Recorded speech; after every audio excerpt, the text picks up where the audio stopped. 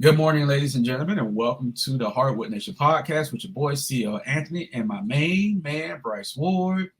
Today we're gonna do our too early NBA season predictions. What's going on, Bryce?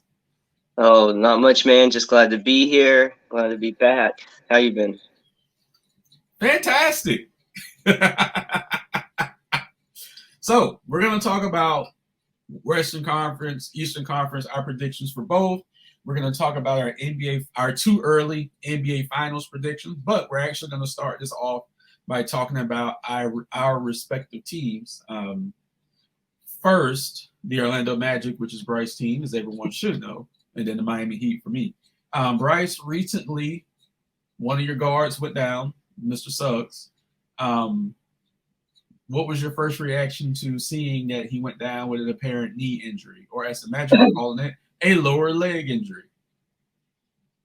Um, it's kind of like the last step of stepping in a cold pool and like getting your whole body in it. So the first step was Gary Harris. Yes. Yeah. Yep. That first step in the cold pool was like, ooh, that's a few months, nothing too serious. Like, there's a good chance we can expect him back by Thanksgiving, right? Maybe. Right. Gary Harris, not not the biggest player on our team, but someone for not having a lot of 3-point shooting, he was important for the Magic. So step one was Gary Harris. The next step in the cold pool was Markelle Fultz breaking a big toe walking around the fucking house. And once again, Markelle Fultz, if you ask me, he is not going to be the best player on the team this year, but I do agree that he is the best player to bring the ball up the court and to set other players up and to know how to run the point guard position. There's no one I trust more on our team to run point guard than Markelle Fultz. Mm-hmm. With that being said, he still can't shoot a three consistently. That's the only thing I have against him. So, right there we're down. Gary Harris, Markelle Fultz. You could argue that's our starting 1 and 2. And then this last one, I can't believe that it's not more serious. I'm feel very appreciative that Jalen Suggs didn't break or tear something. Okay. Yeah. But in terms of where he falls on my guard tier list, I believe in Jalen Suggs long term, or I believe in his ability to be a consistent player. But as of right now, what he brought to the team last year, in terms of how he's able to play while being on the court, because he did get hurt for a majority of last season too. Right now, that's not the player I'm most worried about on the team. Mm-hmm. Now, with the other guards being hurt, that was the last cold step in the pool for me, though, because all of a sudden we are already not deep at guard in terms of having players who can actually score the ball. I'm not saying Fultz can't play point. I'm not saying Jalen Suggs can't eventually be something productive on the court. But what I'm saying is right now they're somewhat limited in what they can do. And so it really comes down to now our starters. There's a good chance it's Cole Anthony and a mixture of, who knows, Terrence Ross, R.J. Hampton, or they could just play big and move Browns to the shooting guard spot. I don't know. I don't know, and they're clearly testing out lineups. This offense is going to be real touch and go this year. I still believe in the Magic as a very talented young team with potential, but we're not going to know truly what that potential is for a couple months now until we start getting some of these guards back. Mm-hmm. Also, in general, I'm pretty sure, in my opinion, we're going to live and die by our defense this year, actually, because I think outside of a few guys on offense, it's going to be really tough for this Magic team to score a lot of points. I think there's going to be nights where they look great and then nights where it just looks like, what is going on here? Mhm. If Wendell Carter Jr., Paolo Banchero, or Franz Wagner, if two of those three guys don't have good games, I think there's good chances the Magic get blown out some nights. And also, the East is going to be so competitive. Like, we're going to get to that in a minute. It's going to be really hard for them to win some of these games, despite the fact that I do think the Magic are going to be quite a bit better than they were last year. I think they're going to finally show signs of what they're building towards. And I think we're going to see some flashes of greatness. But in terms of the guard situation going forward right now, Jalen Suggs being back, hopefully within like a month or two, it's just a bone bruise. It's going to just depend on how his body responds. But I wasn't even counting on needing him as much this season. And I know a lot of people think he should start at the 2. I think until he gets his shot down, we need to be very careful with how we use Suggs, because we're already going to have a better defensive presence with all our length and size on that end. And that's where Jalen Suggs has the most effect right now. It's his defensive presence. He was great last year on defense, but I'm just worried about our guards being able to make the right reads and knock down their shots. I was already worried about that. And now 3 of our top 4 guards are down. So, once again, the injury bug is the biggest issue, I think, in Orlando, because we can't even see what we have. So, a lot of disappointment. There's still a lot of excitement and potential with this team, because our front court is so exciting. Yes. But once again, I think we're still going to come down to defense and our big men playing well. So we're just going to have to roll with the punches for the first few months until we start getting some of these guards back. But it's disappointing for sure. Last season, I overshot my win prediction for the Magic. I was really high on you guys. I think I predicted you guys to win 32 games. I think you guys ended up somewhere around 20 or 22, somewhere in there. So I was off. Over under at 28. What do you think? I would have said before this off season, maybe over by like 2 games or something. I know that's like close, but right now, especially with the way the East is starting to, how we've been saying the East is going to be, but it's got a little bit better, in my opinion. I could see it being more like 26. Okay. And the reason is some of these injuries to start is going to hurt. Paolo's going to have some shining games, but in general, like, I don't know how many games he's going to win for us this year. I think we're going to ask a lot of him, especially in the beginning. And I just think it's going to be tough for this team until we get the guards back. It was already going to be tough, but it's going to really be tough until we get those guards back. Let's not forget how good Franz Wagner can be, but he's going to be a second-year player. Right. Paolo, rookie. I think Wendell Carter Jr. right now is the best player on this team, and I think he's going to have the best season right now. Behind that, I think Cole Anthony is going to have a great season. He needs to just have the green light to take shots, but he still needs to be a little bit better, I think, at taking those shots. And we're going to very much lean on him to make the right passes in the beginning without Fultz being there. But being a third-year player and being a guy that we've had to lean on heavily in the past because of other injuries, I just think he has a big season. It's his 3rd year in the league. There's a lot of really exciting things going on there, but I'm trying to hold my expectations back until I see what the team looks like when they actually have at least 2 of those 3 guards back that are hurt. So I'm covering my expectations a little bit, despite the fact that I think the Magic are better than what their record's going to show. And last year I wasn't as quick to say that. This year I am. Yeah. And I like the direction. I can clearly, with Paolo being there, there's a clear direction. Like, we have a go-to guy, and that's might have been the hardest thing for us to have found.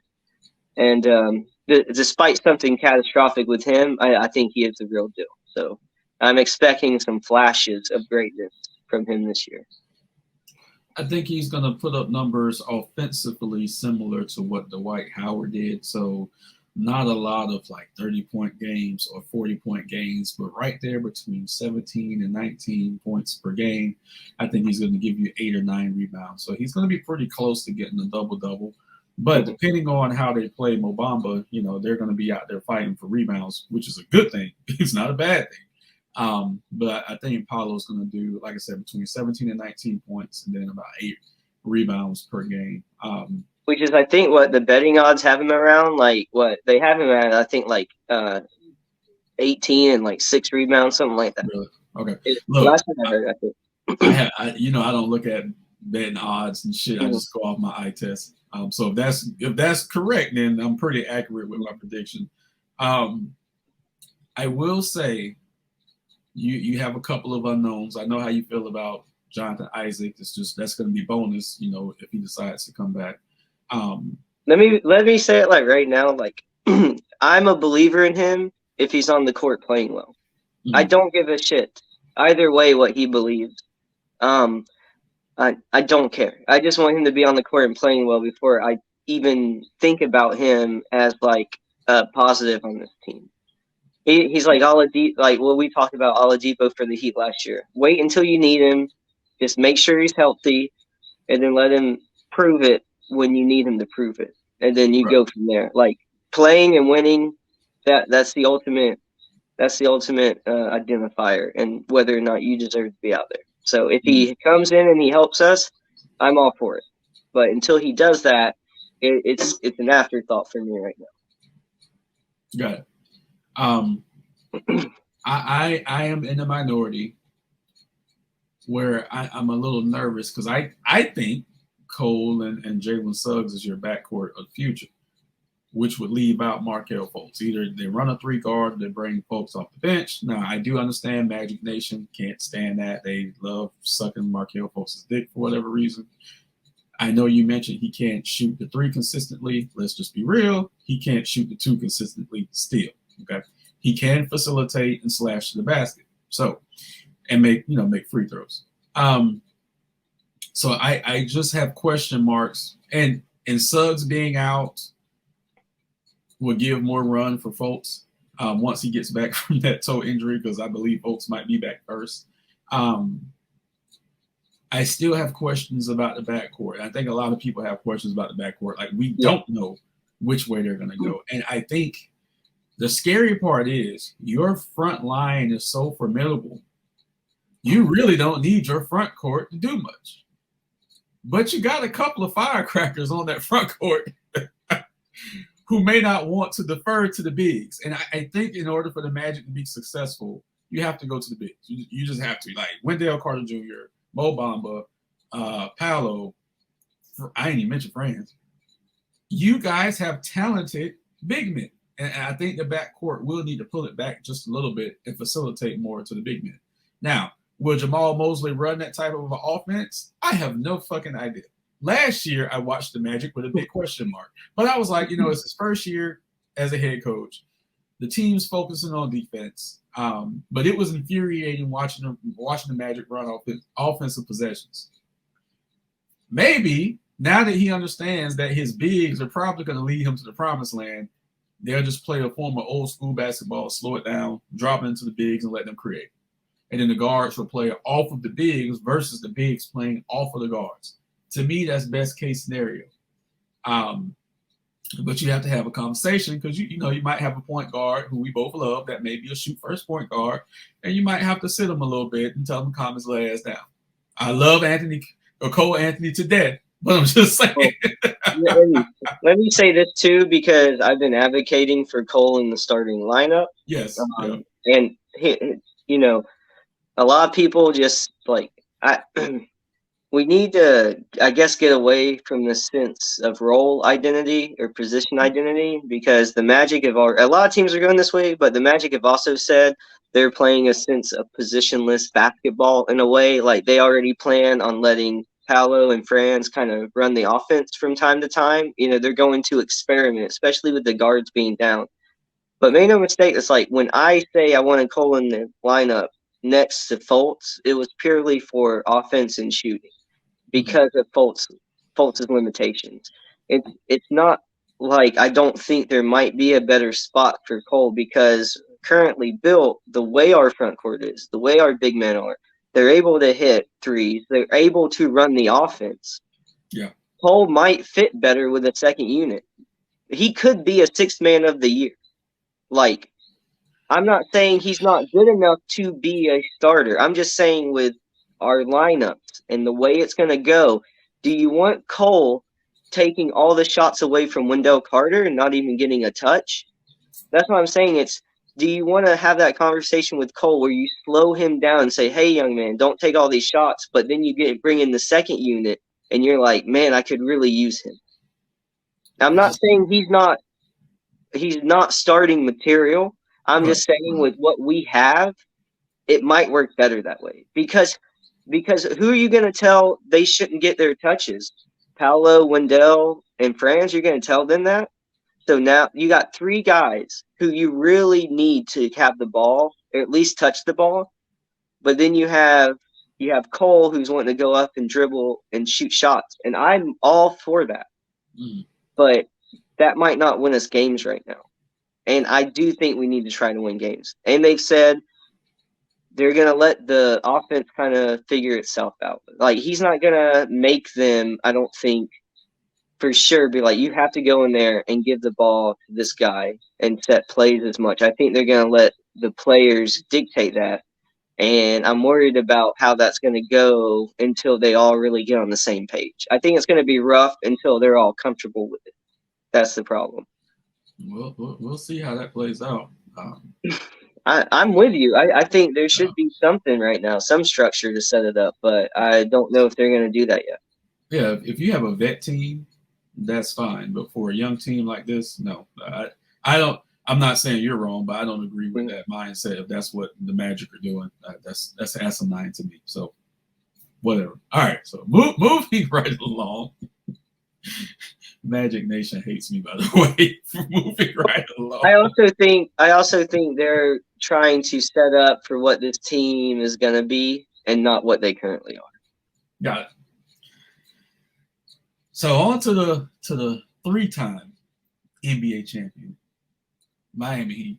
Want to praise Shaq and LeBron James for bringing those titles to South Beach. And Dwayne Wade, you piece of shit. So, oh yeah. So let me be clear. I don't want any mistake on what I'm about to say. The best version of the Miami Heat in recent history we saw last year. So I don't think the Miami Heat are going to be able to go to the Eastern Conference Finals this year. But we have a couple of young pieces that I saw this week. The Jovic kid, I have to say it, Nikola Jovic, showed a couple of flashes to me this week. And I'm like, okay. And we're going to try to play him at the 3 or the 4 in the limited minutes that he does play. But he's used to being a facilitator wherever he comes from. I don't remember the country, forgive me. So that might be an adjustment for him. But some of the passes that I saw him throw were exquisite. He has a great shooting form. Like, he can already shoot. Of course, he has to bulk up like all young men do in the NBA. But I was really impressed with this kid. I was like, God damn. Duncan Robinson, the last game, had 29 points and was showing some different elements to his game versus catching and shooting. That was where he scored all last season, wasn't it? Fuck you. I was like, okay, we need Duncan, to step it up. Tyler hasn't played, of course, because Tyler does. He doesn't play. He's celebrating his money. Yeah, he counted his money. Yeah, which I'm okay. I'm okay with it. I was in the minority that I wanted him gone from the team, That's fine. Y'all paid the kid. The quickest way for you to be gone is to get paid and not produce. So maybe that happens. Who knows? This But this got to be his make or break here in the playoffs, right? Slow claps for Tyler for getting this fucking contract. Slow claps, okay? I don't give a shit. For the entire NBA Twitter world who lost their minds over Jimmy Butler's hair, here's an update. Jimmy Butler has cut out the hair, okay? He's back to his regular hair, okay? So, newsflash, old Jimmy is back. But he had to get aerodynamic for the start of the league. But his media headshots still has him with the hair. It is the most hilarious. It's the most hilarious troll job that I've seen in a while. But we're gonna dig into the East very soon. I think the Heat will make it to the second round of the playoffs and probably get knocked out. That's just me being a realist because Kyle Lowry is a year older. Jimmy Butler's a year older. If the other young guys don't have tremendous seasons, and I'm talking all-star for Bam and Tyler, they're going to be knocked out in the second round because the East is just stacked right now. Maybe Oladipo could help the Heat out. I still don't know what his role is going to be. But yeah, man. You guys still have some really strong pieces. Oladipo could still be what puts you guys over. And even though Lowry is getting up there in age, at least he showed up a little more in shape this year. So that could be helpful as well. So you guys are still looking really strong. I do agree. I think last year was your guys' best shot. Yeah. But it's still not going to mean, look, there's still going to be injuries in the league. You guys are still going to be dangerous. So anything can happen. Yeah. So, but yeah, depending on how things line up, who you guys face in the first round, you guys could get knocked out in the first round this year because the East is so tough. If it's a first round knockout, like the year before or 2 years before, whatever, when Milwaukee just ran over you guys. So that's what we're doing. That's what we're doing right now. Yeah, to the 3-time NBA Heat. Like when you do it, I'm gonna go hard the other way. So that's fine, but Milwaukee, this version of Milwaukee only has one championship, so that's fine. And the basketball gods spared them last season, but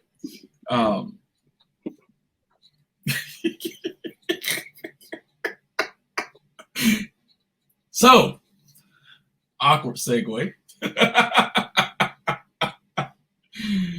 We've been talking about the Eastern Conference most of the week, actually. Mm-hmm. We are in agreement that the Eastern Conference this year is going to be one of the toughest years we've seen in recent memory. Who are your top 6 teams? So that's your playoff teams now. We got to adjust for the play-in, but who are your top 6 teams going into when the season starts in just a few days? As of right now, I think if everybody's healthy, Milwaukee #1.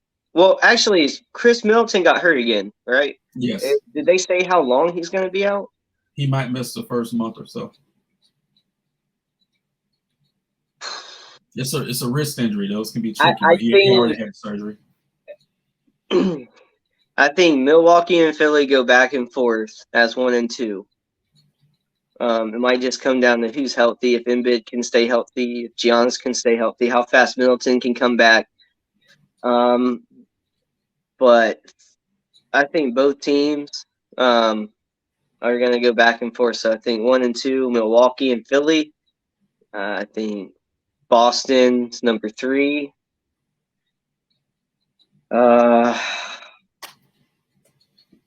I think I had a different #4 the other day. I'm trying to remember who it was. Because I thought I said Heat were 5. I'm trying to think. I don't remember who your 4 was. Okay, let's just say Heat. Cleveland. Mm-hmm. And then one more.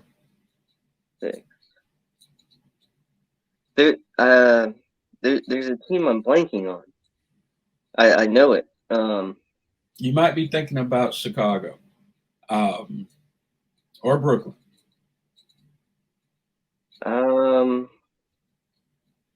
I think it might be Chicago. Because it's not Toronto. Mhm. Brooklyn might be the 6th spot. So this is just an example of how hard the East is going to be this year to But predict. Cleveland's going to be up there. Cleveland was good last year. They did, and the only thing that derailed them was injuries at the end of the season. Yeah. My top 6 are going to be Philadelphia, Milwaukee, Boston, Brooklyn, Miami, and I'm giving Chicago the edge over Cleveland.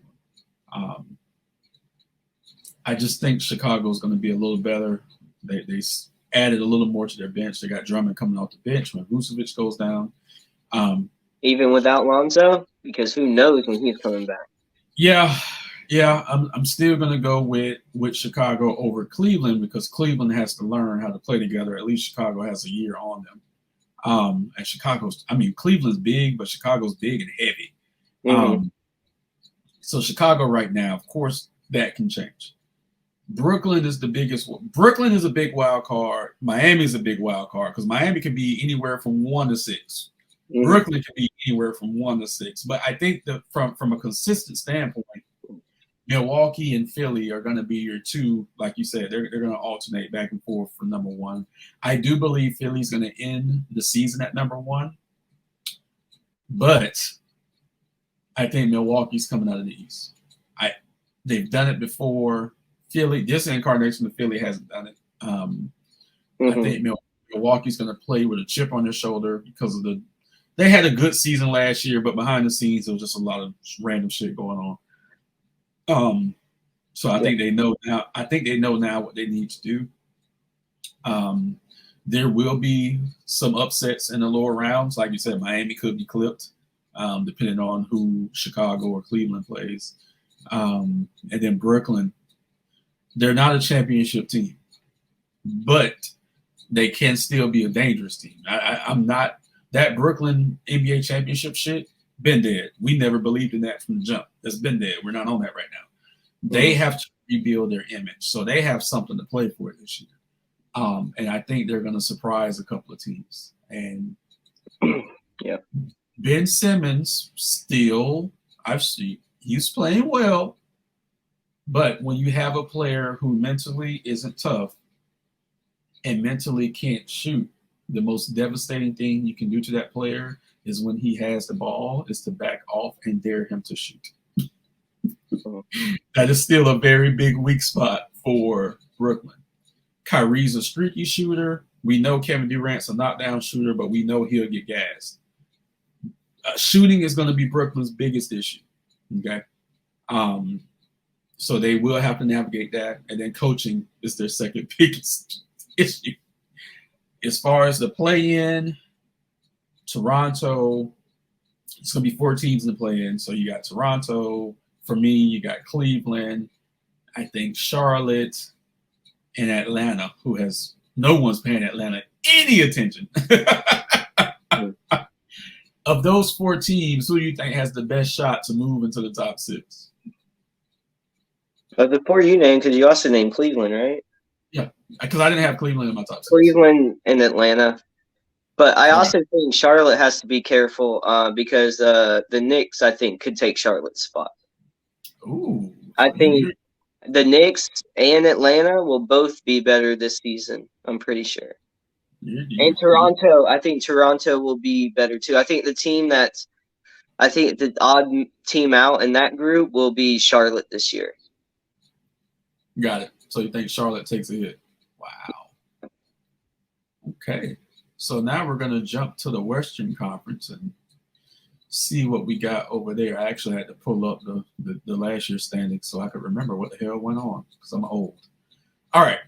So my top 6 in the Western Conference, I'm going to start it off, and I'm going to say The Clippers at number 1. Golden State at number 2. Dallas Mavericks at number 3. Denver Nuggets at number 4. And then we get tricky. The Lakers at 5. And the Pelicans at 6. I see your facial expression. You're like, what is he doing? Dude, you didn't mention Memphis at all. Oh, forgive me. I forgot about Memphis. Forgive me. That was the biggest one. I was like, where are they? I will replace the Lakers with Memphis. Forgive me on that. Ja Morant, I'm so sorry. And I just watched y'all play the other night. Look, we made a mistake last year. We can't make the same mistake this year with the Lakers. Forgive me. They got to prove it. They do. I think they are going to fall a little bit. Because Denver's going to be stronger. Dallas is going to be stronger. If you saw the Memphis omission, you didn't catch the Phoenix one. No, I'm with you on that one. Don't you? Yeah. Phoenix ended last season number 1. How big of a fall do you think they're going to have this year? Because I think Luka effectively ended them for like all time. No, they remind me of Toronto of old East, where they're going to have a good regular season and just get destroyed in the playoffs by someone. I could see them being like middle of the pack, but I still don't. When we're talking about the top teams, I don't consider them a top team, but they might have a better they might have a very good season. Got it. So, because we have to account for the Clippers' return, and 1 through 15, they're still very solid. Okay, so someone has to fall out, and I think it's going to be Phoenix that's going to fall out. Denver is whole for almost the first time in 2 years. Yeah. And as we talked about, it's going to lessen the load on Jokic, which is good, because now you got Jamal Murray coming back. You got Michael Porter Jr. coming back, who's actually had a decent preseason, because he has to cover that $200 million contract that he got. It's just unbelievable. If you could just merge him and Aaron Gordon in the same player, like one person, you would have the same thing. Yep, they're the same player. They really are the same player. And then, of course, the Lakers. So because you corrected me, I had to remove the Lakers. So the Lakers will be in my play-in. Yeah. I think Sacramento is going to make a little noise. I think Portland might make a little noise. And I'm going to throw Minnesota in there, but you know how I feel about Minnesota. Who do you think is going to be your surprise out west? Well, I need to start. I didn't even get to name my top 6 yet. Go ahead. So I'm going to go with Golden State 1. If they're healthy, Clippers 2. Denver 3. 4, Memphis.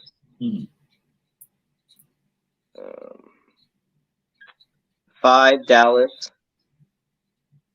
And 6, New Orleans. So then my play-in teams would be Minnesota, Lakers, Phoenix, and I need one more.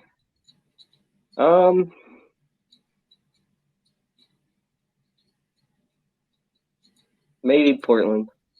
Maybe. I just remember I didn't even put Phoenix in my play-in, which was an omission by me. And you got them falling off hard, huh? Yeah, I'm just shitting all on Devin Booker and them. So I will replace Portland with Phoenix and have Phoenix in my play-in at least. I will replace Portland with. Oh, never mind. No, that's done. Okay, that's what I was thinking. I was forgetting about Utah shipping all their people. I was like, there's a team last year. Yeah, Utah's fun. So maybe Portland. Yeah. Utah's dead in the water, bro. They're going full rebuild. But yeah, I feel confident with those. We both think that the New Orleans Pelicans are going to be a very dangerous team. They showed some balls last year. Like we talked about offline, they're the ones that really shook Phoenix up, and then Luka went on ahead and finished Phoenix off. So I think the Pelicans are going to be a decent team, and we need to give a little love to Zion because I know most of you guys have seen Zion. He's slimmed down. He's toned up. Mm-hmm. It looks like he's taking it serious now. So we have bashed Zion here on the podcast in the past. So we are now going to give Zion all the love in the world. But I must say, I saw the funniest picture the other day. Zion visited a Wendy's, and the drive-through guy took a picture with Zion in the background, and the people in New Orleans was like, "No, leave, go away, leave Wendy's." Like, stop. There's no need for you to be at Wendy's. Then it was hilarious. They're like, "No." But people should have over and unders on his weight.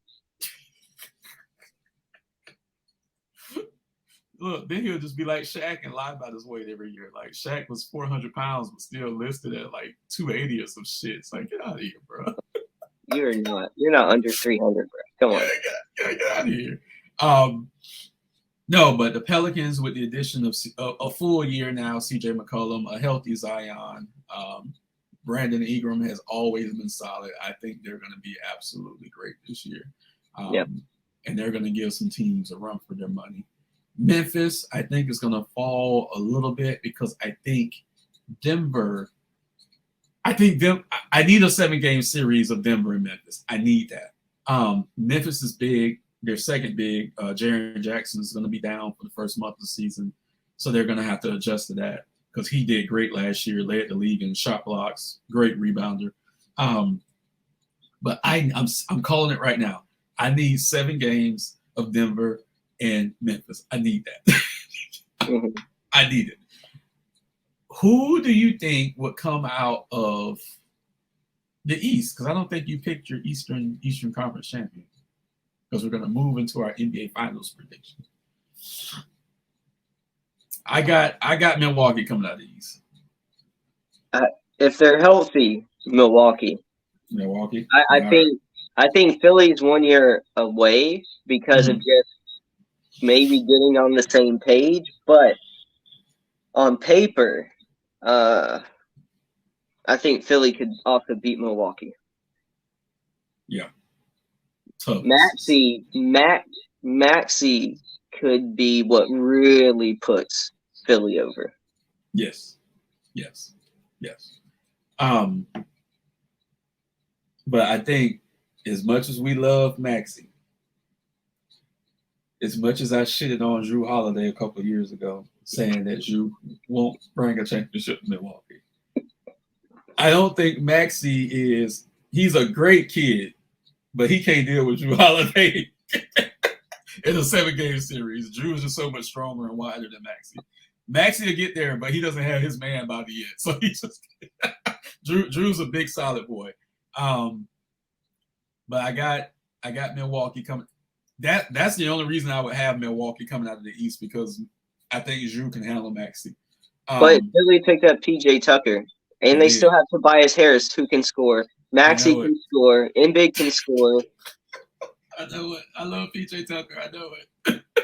Dude, Philly really looks impressive. Like, I would not be surprised if Boston, Milwaukee, or Philly came out of the East. None of it would surprise me. Yeah, I think Boston's going to have a tough time though dealing with those other teams. So out west, I'm torn. So we both have Milwaukee coming out of the East. Out west, I'm torn because I want to respect the champions. I know Poole is going to take it to the next level. But the Clippers are such a big question mark. I'm having a hard time deciding between Golden State and the Clippers. I really am. It's easy for me right now. It's Golden State all the way. I said it last year. If they won it last year, it was going to be a bad thing. Clippers, I think they're just a big question mark. Golden State has already proved it. So to me, it's theirs to lose. So even against whoever they got to come out and play against the East, I think Golden State wins another championship this year. Okay. If they're healthy, I think they win another championship. I think for the Clippers, as good as they could be, I still don't know. We still don't know how good that is. It might still not be good enough to beat Golden State. Like, let's be real. Like, they're stacked, man. And I'm not even sure a healthy Milwaukee or Philly could beat them, but I think they have the best opportunity to beat them because of what they represent in size. The one thing I like about Golden State is last year they won the championship against Boston. And Boston was gas. They went through a war at Miami. They were gas. But Draymond didn't play his best in the finals. And Clay still wasn't back to being Clay. Clay hasn't even played a lot of preseason because they're still monitoring his knee and stuff. So that was the impressive thing about Golden State. And that's why Andrew Wiggins stepping up so much and Poole stepping up so much was a great thing for them, because they're still not 100% like back.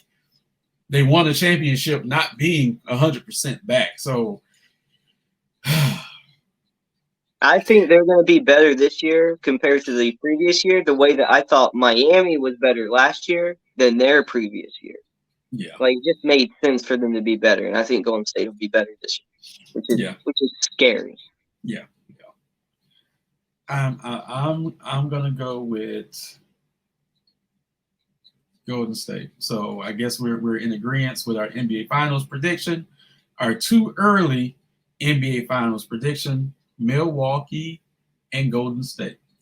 Now, if Milwaukee wins, if Giannis wins and wins like MVP, people are gonna have to really shut the fuck up about him.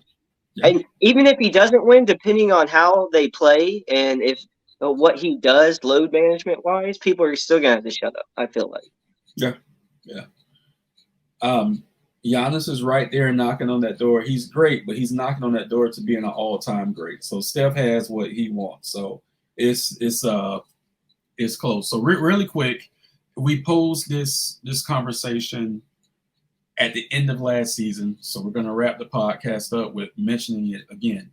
If Steph gets 5, do you put him in the top 10 of all time? Oh, without a doubt. Okay. greatest 3-point shooter of all time, changed the game completely, and has 5 championships as the leader of his team. Doing it with and without Kevin Durant, being there from the start. It's undeniable. Because check this out. He's 2 with Durant and 2 without Durant now. So if he gets 5, I know people are gonna say, well, LeBron James just broke the all-time scoring record. I get it. But if Stephen Curry gets 5, I think we need to put him in the top 10. So honestly, a comparison is better to Kobe, because Kobe did it with and without Shaq, and how many did he get total? It's like, and he was there the whole time. So he got 2 without Shaq, but he got 3 with Shaq. But Shaq would have got those with Tracy McGrady, because Shaq was so great back then. So, thank you for watching our too early NBA season predictions on the Hardwood Nation podcast. Please like, subscribe, and share our content. Comment on our videos. We respond most of the time. We really like the likes, though. Give us all the likes. Even if you hate us, give us the likes, because we all love basketball. So we're going to wrap this up, and we will see you guys next time. See ya.